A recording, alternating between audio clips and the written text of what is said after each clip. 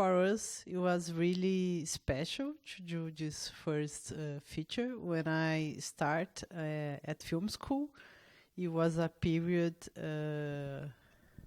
that the Brazilian cinema was beginning to have more productions again after a long time of almost no films. So when I was in film school, it was like a dream to make a feature film. We would dream that maybe we would get to make a feature film and it would be very special. And both myself and Marco, we prepare a lot for this project. We wanted to be a story that we really liked. And we did a lot of short films before because I thought it was very important to practice in the short film version until I make my first feature. So I remember it was a very special time when we have a lot of collaborators from the short films, a lot of people that we met in film school. The crew was very young, and I remember that, and I don't know, it's different. I think what changes is that when you make more films, you get more mature, and you start to deal better with the unpredictable that you always have in a film shooting, things that you don't predict, and you have to deal with that in a creative manner to get the best out of the shooting. And it was really hard in this first film, and we have to learn a lot. So I really cherish this film. And it's very interesting. It's a bit sad, actually, that it is still a film that is very... people relate to that nowadays because of the work relations and the themes of the precarization of work, the class relations in the work environment. Is still very, how do you say, it relates to our society and the reality of works in all South America. I just showed the film in Colombia, and people would relate a lot in what the film shows. And now it's like in the final scene that there is this coach, and now it's like an internet meme, this scene, because now it's very common to have this kind of coach in Brazil. Really? So every time there is like a footage of a coach doing absurd dynamics, people always publish that scene from Hard Labor. So in a way, the film became, over the years, even more relevant and more current to the economical situation in South America, or I guess all over the world to a certain extent. And I would love to ask about the monster in the walls that is molding through the bricks, and eventually we find pieces of it. And I think this makes your film, this makes your whole filmography so special, is that you use a certain sense of contemporary realism, but mix it with elements of larger than life genres like horror or fantasy or even musical in your other films. And I was curious about this monster. When was it from the beginning that you and Marco said you want this monster in this film, and it slowly seeps to the surface, or was it something that came in later in the writing process, or what does the monster also mean for you, Juliana? Yeah, at first we wanted to, because the main story in the film is about this housewife that decides to have her own business, and how her life changes when she becomes a boss in the market. And at the same time, we have how that change affects other characters in their work relations. And so this place that she buys becomes her life sustaining. she depends on that to sustain her family because her husband is fired. So we wanted to show the process of her becoming a boss and how that changes her personality, because she starts to get obsessed and she reproduces oppression to her workers. And we wanted that it would have some kind of curse in this place, that no matter how hard she tried to make it happen, this place, it would go wrong. And it would feel like supernatural. And then we came up with the idea of being like a monster, a werewolf, that it's behind the walls.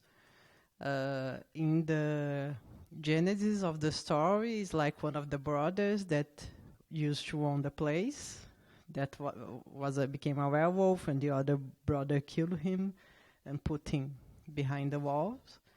But and he had still was still haunting the place and affecting everyone. But symbolically, it's the monster of the oppression of capitalism and in our society, all the toxic relations we have due to colonization process and slavery and everything that affects our work relations, and also not only the work relations, but there is always a perspective of gender and race and class on those relations. I think especially the class dynamic with the maid Paula comes across really, really strongly. And at this point, I also want to mention that we have microphones here in the room. So if you have a question for Juliana, please just raise your hand and the microphones will come to you. I'm looking if there are already any questions. I don't think so. But please don't be shy. You can, in the meantime, think of a question while I ask you about these the characters and also the way you worked with them. There is a certain, almost like a deadpan coldness around them and how they interact, also about the family, about the daughter. But then there are moments of just comedy that are so funny, but they almost go unnoticed if you don't look closer. And is that something that was very important? Like, how did that style come to you? Is that something that you and Marco developed over the short film process, or was that something that you wanted to try in Hard Labor? Yeah, I think it's we already have some of those kinds of relations in the short films, but I think it's stronger in Hard Labor. I think for us it was important that it was a film that would have some irony and some humor. The title itself, it's ironic, because it's in Portuguese it's Trabalhar Cansa, that it's if you literally translate it, it's like to work it's tiring, makes you tired. So it's like how Elena learned that being in the work market can be tough. So it's already ironic, because it's obviously that work, the definition of work is to make effort. And for us, it's important to have a sense of humor in the films, even if they are more dramatic or more fantastic and horror, because I think that it is part of human behavior. And I think it helps us to connect to the characters and relate to them. And I think it's very important in Elena's family that we can see that on relations. And also, I don't know, it has a lot of commentaries about what we can see in our families, on the family's relations, and also my experience working I don't know how you say, but working, I worked in a kind of a rental store for video store. Rental, yeah. Mm-hmm. And it was a very intense period for me because I was very explored. So I would have to do things that Elena forces the employers to do, like I would have to show my bag to show that I was not stealing when I go out of work every day. I would have to watch other works to make sure they were not stealing.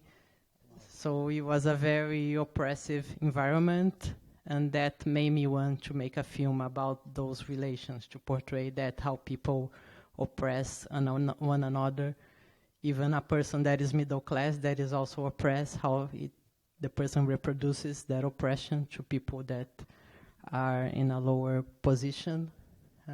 So I think it's one of the inspirations. So that's it. You think you did a really good job, because there's in movies often also depicted this romantic idea of like opening your own store, your bookstore, your grocery store, your restaurant, your cafe, and then there's other problems like a competitor or something, but that she becomes this very, strict boss, as you also explained from your job experience. It makes the whole idea so uncomfortable and so suffocating, which you really, I think, did very well on screen. There's a question, yes. Hi. Okay, it works. Hello. First of all, thank you very much for your film. I aesthetically very much enjoyed it. I had a question regarding to the scene of the school play and the children blackfacing. I was wondering if you could maybe elaborate on the relevance of the scene in regards to the story and the storyline.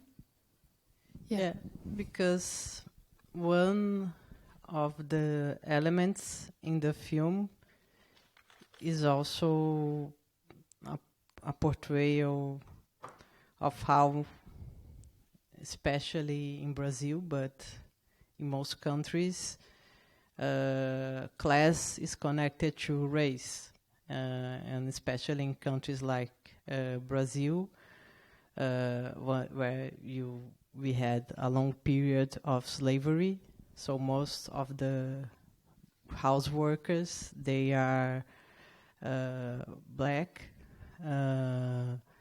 And what we wanted to show in the school, it is a school that is making a play trying to show how slavery was bad, but all the students in the school are white, because you have that kind of division in society, because in the middle class there is, or upper middle class, there won't be many black students in a school, so they do blackface. So it was supposed to be an absurd scene of a school trying to criticize slavery, but also is a school that reproduces that racial structures that we inherit from slavery and from the colonial period. And can I ask you about the husband is going through this whole losing his job, applying for a new job process, and I wonder if you did research to find these moments, or if that is something that you and Marco thought of fictionally, because, for example, this air balloon Joaquin interview with the other two competitors, also I was completely amazed by it. Just as also like the screaming in the end, was that something that you researched, and that this actually people are doing this kind of rituals or interview processes? Yeah.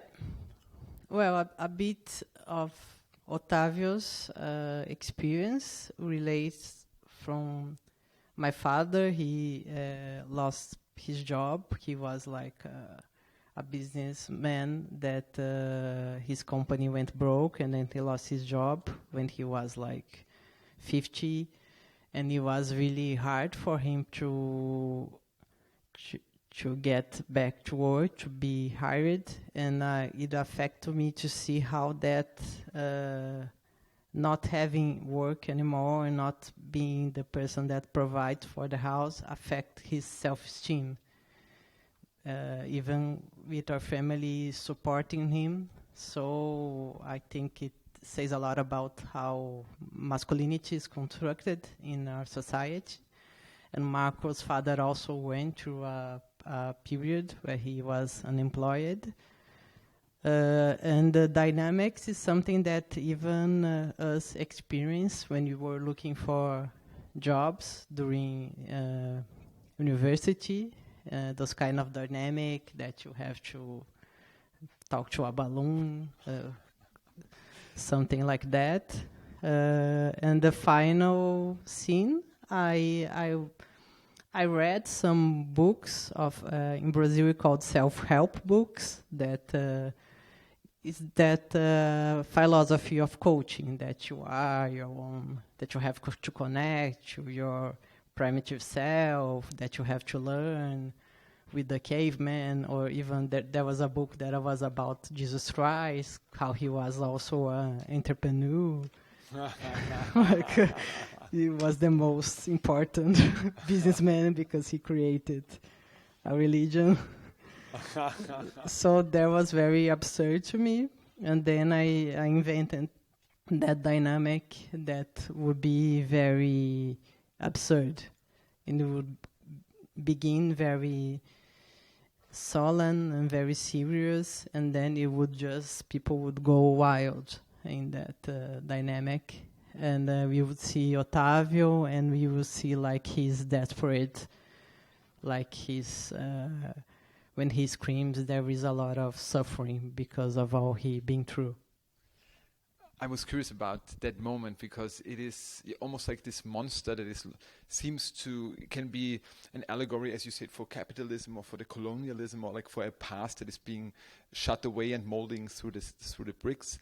But then he undresses, or he at the end is kind of freeing his own inner caveman or his inner animal, and it's such a powerful close-up of him and the way he screams. And I was curious if you remember what you told the actor to get that performance, because it's such a unique scream that you get out of him in that final shot.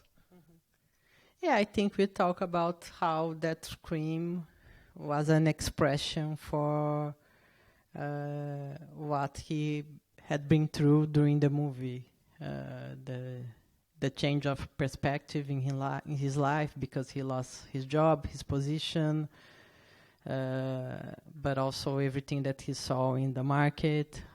So it's a scream that is very guttural. It's not like he's freeing himself. I think there is a lot of pain in that it's a pain of being conscious of the society and his life. It will definitely stick with me for, I think, a long, long time, if not forever. I'm going to check again. Oh, there's two hands. The microphone is going to come to you. 1 second. Hello, thank you for this movie. I'm quite fascinated in a way because it's 13 years old, I think. Yeah, and it's still so relevant. And it's a bit sad to see that the world hasn't changed so much. Well, this is one thing, but thanks a lot. And I was wondering how the situation now is for Brazilian filmmakers at the moment in Brazil. If you want to say anything, if not, it's fine. Yeah. No, now it's a period of reconstruction because when this movie was made, it was like a very special time in Brazilian cinema because we were in the Lula government, and we have like 12 years of Lula and Dilma government where they built a very strong support system for Brazilian films, and that changed Brazilian film scene because it was a system that not only support films from the regions of São Paulo and Rio de Janeiro, but also other regions in Brazil, like the Northeast and the North. So that made possible to film very interesting different films from diverse regions to be produced, like films from Pernambuco, from Kleber Mendonça Filho and many others, and films in the North, films in Minas Gerais from André Novaes, Gabriel Martins. And then we had Dilma's kill. She was taken out of the government, and then after that we had a period of the Bolsonaro government, and it was a period that there was no funding for films, and it was a president that attacked culture and attacked filmmakers. So it was a very hard time for us. And now Lula is elected again, a couple of years from already. So we are having again many funds to make new films, but it's very hard because it was something that was constructed during 12 years, and to destroy is really fast. Like, in 1 year you can destroy a politics that was built through a decade, and then to build it again, it takes time. So it's a time of hope, but it's not like it used to be when this film was shot. There was another question right behind.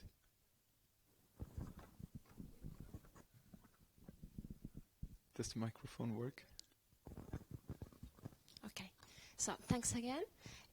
My question actually is a little bit related to the previous question, and I would like to know if this movie is like contemporary right now, because it's a movie of 2011, and there are like different themes that is taking in account, like the fact that the woman was taking care of all the family while the man was losing his work, his job, and like only in the last scene it was clear that he was of course frustrated, but during all the movie it was not so, like, it was not putting a lot of let's say importance on that. And I was wondering how much was representative of the society of that time. Of course, that was like a really rich family from what I understood. And I would like to know if this is actually representative also to the reality of today in 2024 in Brazil. Thanks. I think there are a lot of things that are still, how do you say, relates to the present, like the work relations and how that it's connected with class and race. That still is very strong in Brazil. And this mentality of the cooperative world, I think, is even worse. The dynamics, the coaching, etc. And how it's hard for people after 40 to find work and to start again, I think is also a problem that stays. I think what changed, that is probably there is less women that do housework, that are housewives. That one of the elements in the film is that Helena actually, she works taking care of the house, but it's a kind of work that society doesn't recognize. She doesn't get paid to take care of the house and the children, and she doesn't have the recognition that she's also a worker. So she wants also to become a formal worker, to have that recognition and to have the money.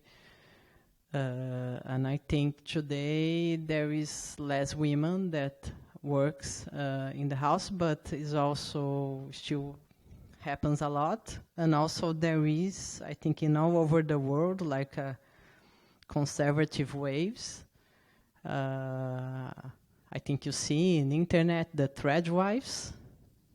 I don't know if you've seen that, but it's like women that they call themselves thread wives, traditional wives. That is women that take care of their husband and provide for everything, and they take care of the children, and they don't work outside. So there is this wave in Brazil and also in many countries that I think is something that is something to be concerned, because it's an extreme right force that is doing this, that is kind of like a back force to oppress feminist advances.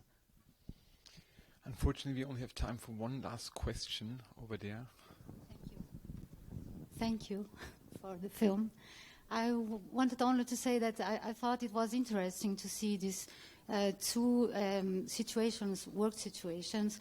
Paula, it's very positive to see that in that time with Lula and Juma, that this class for working women, black women, in the as housekeepers, they became as legal housekeepers. It was a long, long period in which these girls and these women had to do this work without an illegal way. And this was shown in the interview, in the first interview with the woman, with the family, with this, I forgot the name of... Elena? With Elena. And she asked, she said, I thought it was with the papers, with signed papers. And she said, no, I can't afford it. And then she changes work, no? And at the end she has a positive outcome. And this is a contrast to the white man who is ridicularized in that film. That I found it very, very interesting, and I think it's a kind of portrait of that time, no? Of Lula and Juma. Thank you. Yeah. Thank you. Yeah, I think it's positive because Paula gets what she dreams of and the recognition, and to have like the papers, it's work right that gives you benefits from the government. And actually it's sad because during Bolsonaro government he made like a change in the work system, and now some of those rights were lost. It's worse, and it's harder to have that kind of registered work in Brazil. You have other more flexible works that is bad for the workers because you don't get benefits, you don't get stability. So that's something that changed for the worst lately. But it's also, I think it's kind of a sad scene in a way, because the guys say now you exist. That is that idea that is very strong in São Paulo, but I think in our society that you are only worth it if you have work, if you are part of the system. And yes. Now she has recognition, but to think that you exist because you have a work document is also a bit sad, because it's a society that we have to work. Is something that it's another reflection. For me it's bittersweet. The scene is good that she got the recognition, but it's sad in the idea that society that you are only valuable if you are at work and you are part of the system and you are making profit and you are productive, and we are more and more sick because we have to be productive all the time.